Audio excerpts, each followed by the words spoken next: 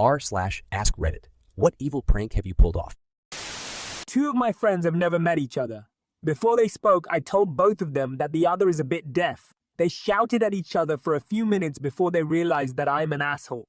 I mean, this is the perfect prank. There's a little bit of embarrassment, but mostly just confusion on both of their parts. Also, since you're pranking two people, nobody feels singled out. One summer in college, I worked in the registrar's office, registering all the incoming freshmen. A prof who was a mentor to me was teaching freshman seminar and asked me to handpick a class for her. Straight students, high sets, whatever. So I did. 15 students, all named Sarah. How did the class go? They totally bonded and had shirts made. I lived in Korea for a bit. When my mom came to visit, I told my Korean girlfriend it was an American custom to greet older women by touching elbows. I told my mom the same story about Korean customs. It was a thing of beauty. They were not pleased. It is a thing, just not in those places. The, supervisor at my office is a short little man who likes to work from a laptop on a rolling adjustable desk. For over a year, I gradually raised the height of this desk and watched as he went from sitting on a stool to an adjustable tall task chair to standing. Last week, he removed the wheels from the desk to lower the height. He doesn't realize it's adjustable. One night, I replaced every framed object in my boss's office with a picture of me making a stern face. Posters, certificates, photos, etc. took like 3 hours because he had like 30 framed things in his office. The next day I made sure I was out doing field work to make him sit with it most of the day. He had a lot of foot traffic to look at his office that day. I worked in an office that had 4 offices with shared partitions that had glass at the top. My neighbor wasn't the most observant person and kind of a dick, so I started printing random pictures like Nicolas Cage and setting them on my side of the office, facing into his. He never noticed. It got to the point where everyone else in the office would check what photo I had set that week, but he never caught on. He knew. He just pulled a Stanley and collected his paycheck. One that was played on me. I took my SATs, college entrance exams for those outside the US, on April 1st. Should have known right, but apparently I'm not that smart. That night I went out with a group of friends, and when I got home my mum met me with a serious look on her face. She told me that the testing committee had called, that there had been an error and all test papers from that day were lost. Everyone was being contacted to schedule a date to retake the exam. She totally sold it. Face, reactions, everything. I bought it hook, line and sinker, and she let me believe it until lunchtime the next day. My mum is a diabolical person. The fact that she let you believe it until the next day is evil, LOL. Over a decade ago, I worked in the warehouse of a guitar center. We dealt with inventory, shipping, and receiving. We had a dumpster behind the store in a shared parking lot that people would leave random things in, even though it was not a public dumpster. One day, we found a broken beach chair in an open cardboard box. The box had a shipping label on it. It was left in such a way that it was easy to assume that the chair/box combo was left by the same person. We packed the beach chair in another box and shipped it back to the customer. I wish I was there to see the person's face when they received their trash back via UPS. I did something similar, but nowhere near this epic. There's a used bookstore that I go to sometimes. This bookstore sells used postcards. I bought a few that had been previously sent 20-30 years prior. I then slapped a fresh stamp on them and tossed them into the mailbox. I wish I could have seen the people's reaction when they showed up. It's all fun and games until you get a postcard from someone who's been dead for a decade and you all freak the F out. Once I asked a friend for another friend's phone number. He gave me a teacher's number. I then went on to send multiple messages in a fake, angry tone to my unsuspecting teacher. F that diabolical genius of a friend. At my sister's swim meet, I found an ice machine tucked away in a garage-looking thing. So I started collecting the ice and somehow managed to put ice in nearly everyone's shoe at the meet. It was a wild, beautiful moment of pure confusion and chaos. Everyone started freaking out, and no one knew it was the little shy girl who secretly enjoyed turmoil. Are you the little girl who is smirking evilly in front of a house that's on fire, Mimi? No, she's the girl who caused the little girl to do that.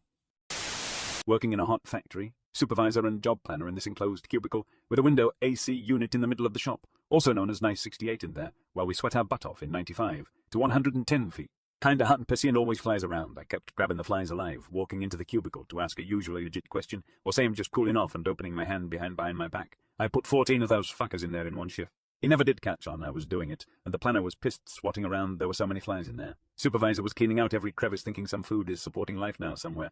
Catching flies with your bare hands is cool. Grabbing them alive is impressive. Dude was harassing my ex because he used to have her cell phone number. Was being a real effing creep. Anyways, I created an email address, signed up to Kijiji, and placed an ad offering an 83 TV for free with some excuse about a bad breakup and not wanting her to get it. I asked people to only text or call. I then went to bed and forgot all about it until the next day at work. I get a text from my ex asking if I had done something on Kijiji. The dude was begging her to take the ad down and apologizing. I checked the email and there were 5 pages of responses even though I had told them not to email but to call or text. Dude's phone must have been ringing constantly. I took the ad down and she never heard from him again. I've done something similar. My friend called a for rent sign on a lawn and got yelled at by the guy who answered because she called after hours. It was like 6:30 p.m. His online ads had strict instructions for when to call, but his sign, obviously, said nothing. She was really rattled by it. She told me what happened the next day, and I got really angry. I considered calling him and yelling at him, but decided to hit him where it hurts. I made an ad on Craigslist for a free car, which just needed a new battery. Put up a couple old Honda Civic pictures I found online and put instructions to please only call after 8, 0 p.m. as I do shift work. Crew that guy. Got yelled at by the guy who answered because she called after hours. If it was after hours, why did he answer the phone? If his evening time is that precious, why waste it yelling at someone for calling? People in school used to always take my Gatorade, so I took an empty bottle, filled it with dyed salt water, and let them take my drink. Not gonna lie, it was hilarious watching one person to spit salt water in the middle of class only for their unbelieving friend to do the same. They just take your Gatorade. #bullies. I created a fake uniform policy poster for my high school. It wasn't perfect, but people were idiots, so they fell for it. It took everyone about a week to actually read the poster and see that it was obviously fake. Some people still showed up on the first day wearing the uniform that I designed. In high school, I went into the boys' bathroom and replaced all the soap in the dispensers with pancake syrup. Adult version is to take a bottle of hand sanitizer. Clean it out, fill with key jelly, leave it a public location. You, sir, scare me a little. Not a prank I pulled off, but one I was victim to. My manager had left me in charge of the store when I was 16. Not legal, but that's a whole other mess. For a whole weekend, Saturday went well, and I was happy with how I went, although my paranoid brain is always concerned about whether or not doors are actually locked. I'm the same with my house, but the store was worse. So I make my dad drive down to the store to double-check that everything is okay. 15 minutes later, I get a phone call from him saying, "See, manager, and the police are here because the door was unlocked and people were inside." Cue to me on the floor in tears, hyperventilating, while my dad is telling my mom, who had since picked up the phone, that he was only kidding and that everything was fine. How to induce a panic attack 101.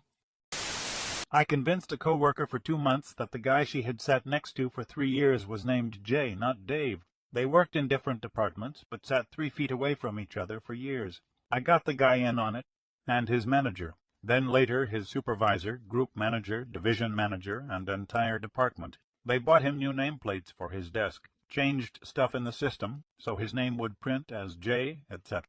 The only thing they didn't change was his phone number and email. She thought she was going crazy, and when I finally told her, she sucker-punched me in the stomach and dropped me to my knees. She was a personal trainer in her off hours, so she got me good.